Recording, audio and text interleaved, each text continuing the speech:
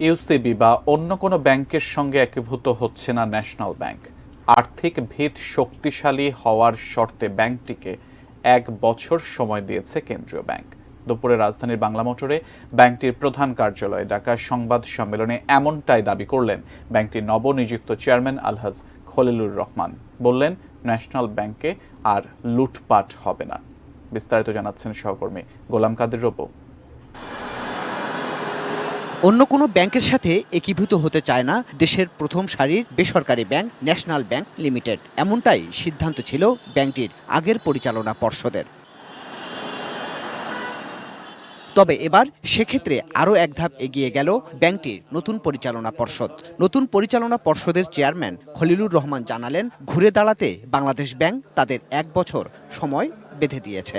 এদের মাছ করতে চাইছিল, আমরা বাংলা ব্যাংকে বলছি যে দেখেন এটা জনগণের ব্যাংক, আমরা এটাকে মাছ করতে রাজি না। আমরা যারা দায়িত্বরা ছিলাম তখনই আমরা একমত হই নাই এটাকে মাছ করার জন্য। আমরা বলছি এটাকে মাছ করবো না।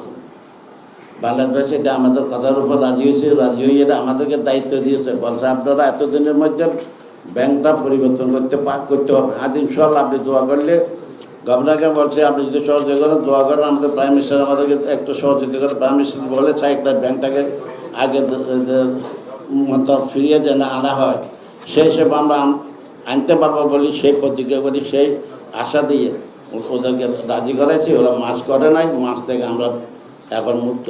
তিনি জানান, ব্যাংকটিকে টেনে তুলতে উদ্যোক্তারা আরও ১,০০০ কোটি টাকা বিনিয়োগ করবেন। পরিকল্পনা নিচ্ছেন নতুন করে আমানত সংগ্রহ করারও।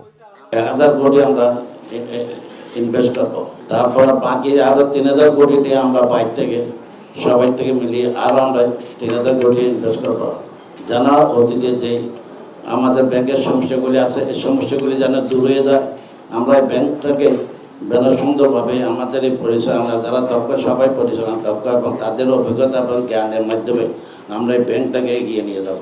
খলিলুর রহমান জানান, সবার সহযোগিতায় তারা খেলাপি ঋণও আদায় করবেন। রোববার ব্যাংকটির আগের পরিচালনা পর্ষদ ভেঙে দিয়ে নতুন বোর্ড গঠন করে নিয়ন্ত্রক সংস্থা বাংলাদেশ ব্যাংক। সবাই সহযোগিতায় এই ব্যাংকটাকে আমরা ১ বছরের মধ্যে আগে নিয়ে যাইতে পারবো। গোলাম কাদের রবু, এটিএন নিউজ, ঢাকা।